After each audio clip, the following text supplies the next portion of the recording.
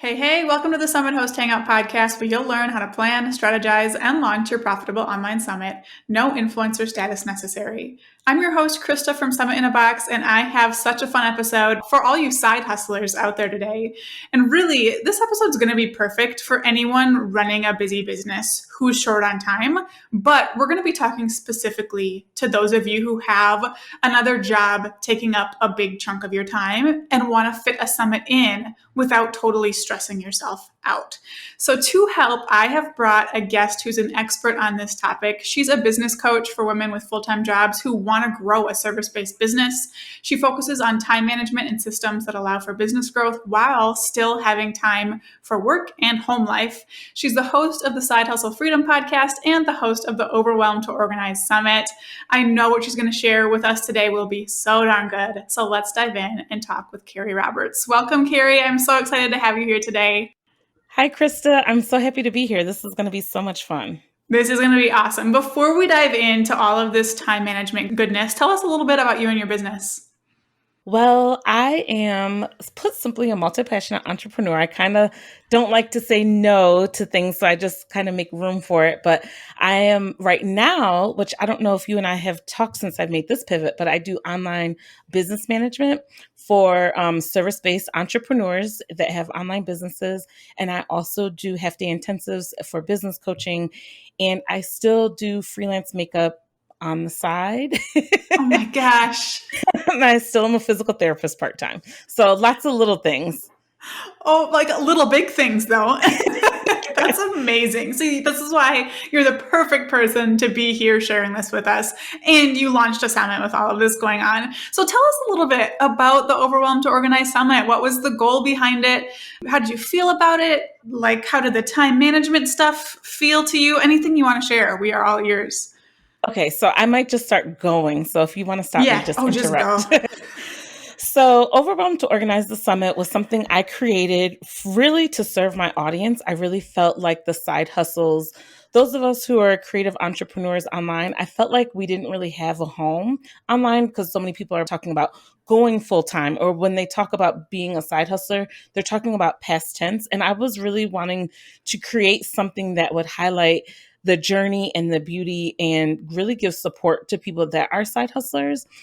There's a lot of people out there that love their jobs and want to do something on the side that's profitable, but then like serves them. But then there's a lot of people that, given the climate, they aren't able or they're not ready to consider leaving their full-time, their regular income. So I thought that the summit would be great. Now, self-serving as a business person, I could look and see that I wasn't really bringing in the revenue that I wanted. And I was thinking the summit would be a great way to cast my net, to increase my visibility, get in front of more side hustlers that might partake in my services in the future. And I really enjoy speaking. So I was thinking having a summit would help put my name out there so that people would consider me speaking in their summits. Oh my goodness. I love that. I love how all of that comes around. And I do think it's really cool that you made an event for the side hustlers who aren't immediately trying to leave their jobs. That really does stand out. And that's like really cool positioning. I love the way you did that. Oh my goodness. So you had the summit going on and all of these other things. And I almost said little things, but then they're not. So I left that word out. Were you nervous to try to launch a summit and manage another job and the rest of your business all at once? Oh, yeah. I mean, even thinking about it makes me like the nerves come right back because it was very scary. I first decided that I was going to start a podcast. And then I'm like, well, the summit thing, I think I went to one of your webinars and I'm like, it just feels like the right move.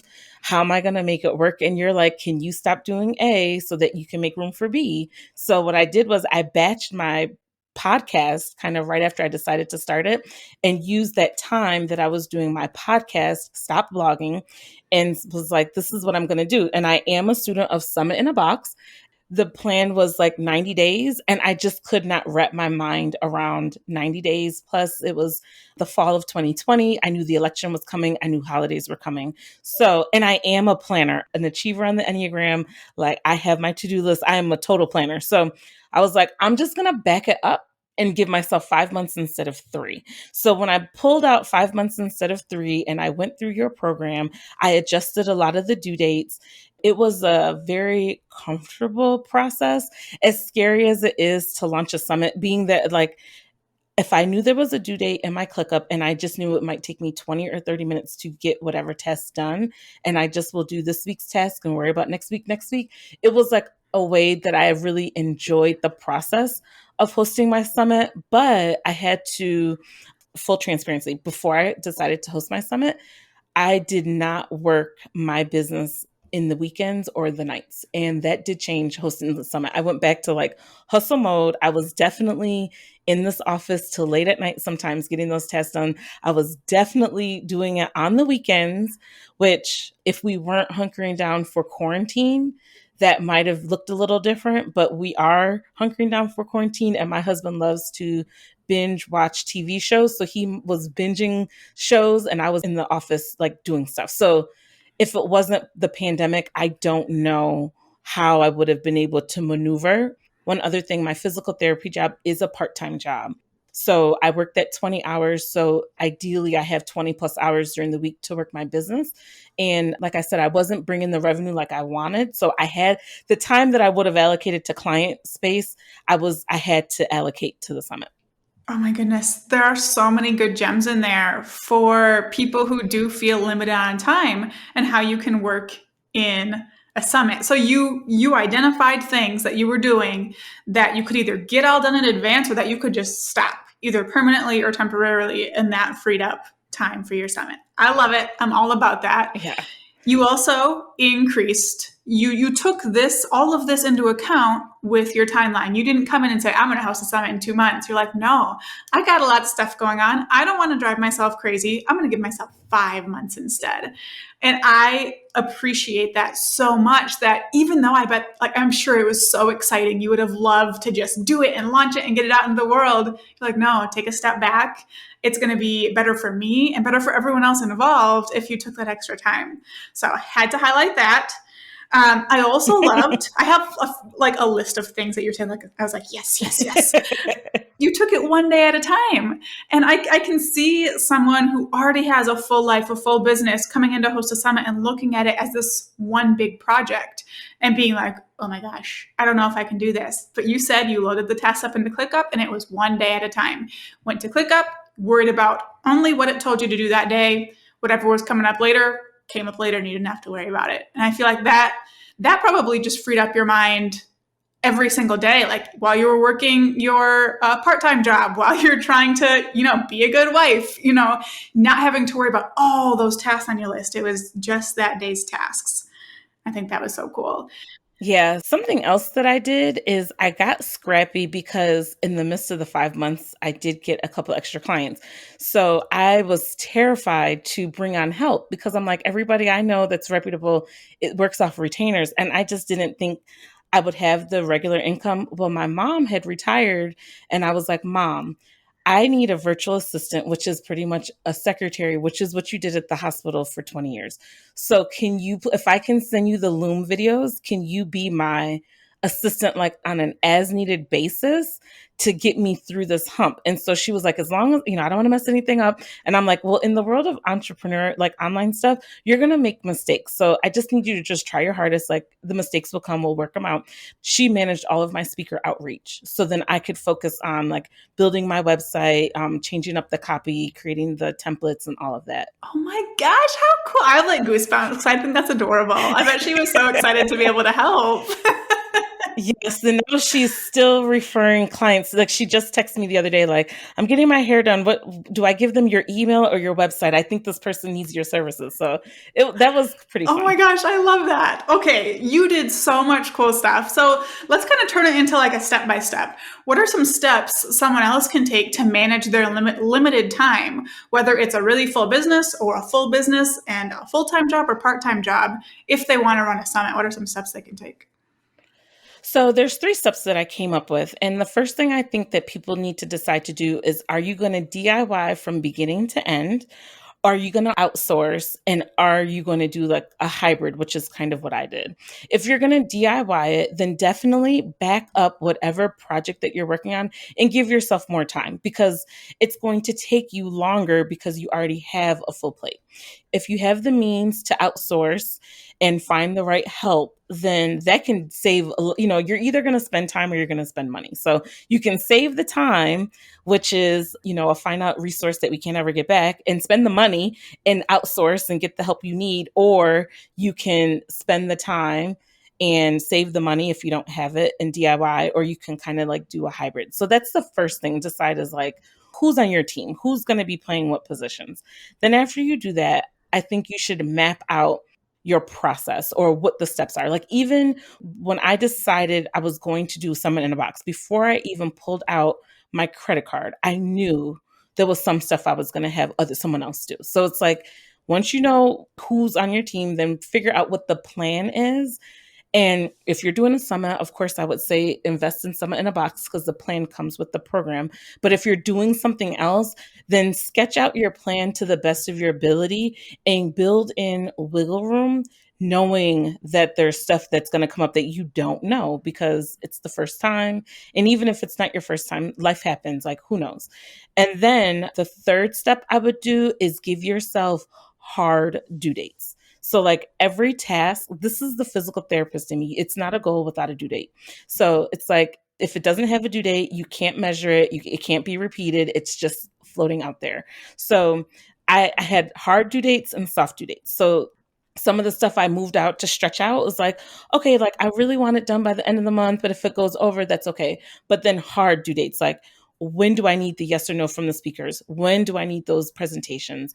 When am I going to actually start to promo this thing? Like, those are hard due dates. And then once you choose the dates, have integrity with those dates. So if you've got a due date coming up and you and the kids and your husband want to go out to dinner, it's like, you're either busting your hump to get this done or you're not going out to dinner. You can't go out to dinner and then put it off to next week, because you got to have integrity that you're going to like hold yourself accountable to those due dates. My goodness. So I have 2 quotes. You're quotable. I'm going to be like on Instagram afterwards. You're going to spend time or you're going to spend money. Heck yes. Oh my goodness, so good. And then it's not a goal without a due date. Those 2 things really stuck out to me so much. And I feel like I love those steps that you laid out. You're going to decide if you're going to DIY or outsource, map out your steps, give yourself hard due dates. And I feel like with that, it all comes down to you're making a plan. Like, you're not just winging it. You looked at the other things you're doing, the time you have available, and what your goal is to host a summit, and making yourself a plan. And more importantly, or just as importantly, you were reasonable about that plan. You said, okay, I've got a lot going on and I don't want to kill myself doing it. So I am going to be reasonable, add the extra wiggle room. I love that you pointed that out as well. I think that's probably especially important for people with other jobs and other things to worry about. Because like you said, like, if it's saying no to going out to eat with family is one thing, but you can't just be like, I'm not going to go to work for the next week because I'm behind on my summit. I mean, I guess you could if you had vacay saved up, but still not something you want to Yeah. do. And then like when you were talking about those due dates and holding yourself accountable to them, I was like, you were like treating yourself as a client. Like, if those due dates, if those tasks were assigned to you from a client, you would not miss them. And that's what I feel like kind of the approach you were taking here is, like you said, integrity, but making sure you hit those due dates by looking at this as like a client project almost, to kind of remove yourself from that.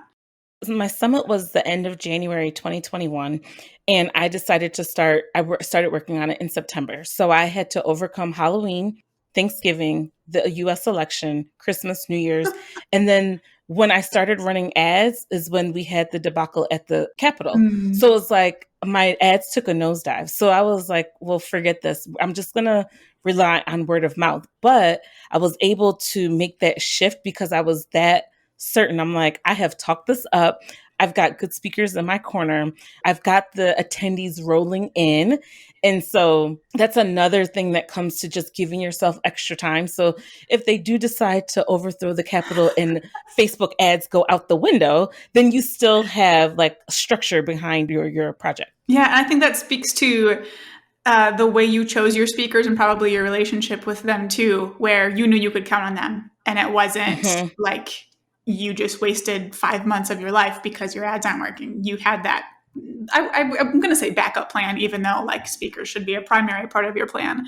But I think that's just really cool that you like, nope, I know I can rely on these people. So. Yeah. Oh Yeah. my goodness. Okay. I love all of this. We have given our side hustlers a plan here for making a summit happen. What would you say to a side hustler who is dreaming of hosting a summit and, maybe just needs a little inspiration? What do you think their biggest takeaway should be? Well, first, I would say find me on Instagram because I want to be your friend. But For real. you can do it. There's not people out there talking about doing amazing things as a side hustler, but you can most definitely do it. Not to brag, but just to show you, like if it wasn't for COVID, I would have been a keynote speaker at a pretty popular event. I hosted a summit. I have a podcast. Like those are all things I do working my business like less than 10 hours a week. So it's possible. Just don't jump out there. Take a day, take an afternoon and create a plan. It's possible. Like you can look at your plan and say, oh, I really wanted to do this in June. And then you look at it and you're like, maybe I should push it back to August. And that's okay. But you can definitely host a summit. And honestly, when you put your heart out there and you're like, I want to do a summit and this is the reason why, despite the fact that I'm working as a side hustler, you will probably come across so many people that believe in you and want to help you just because you are working your business in the margins and because they want you to come up too. Heck yes to that. Thank you so much for sharing that and everything else today. I really appreciate it. Where can people go to learn more about you and what you offer? I know you have a couple awesome resources too, so feel free to tell us about those. Sure. So I mostly am on Instagram. My first name is Kari. So it's Kari Roberts Coaching at Instagram. And then my website is karirobertscoaching.com. And I've got a time blocking template that you can pick up, which is what I've used to grow my business. And I also have an ebook if you would want to get more into it's a time management guide. Oh my goodness. Love it. I will link to those things in the show notes. Definitely check them out. I love me some time blocking. So I need to check out the time blocking template just because it sounds very fun. So thank you so much for being here, Kari. Thank you, Krista. Thank you so much for tuning into this episode. For show notes and resources mentioned, head to summitHostHangout.com/124. And of course, we'll be linking to Kari's time blocking template and time management guide in there. Now go out and take action to plan, strategize, and launch your profitable online summit.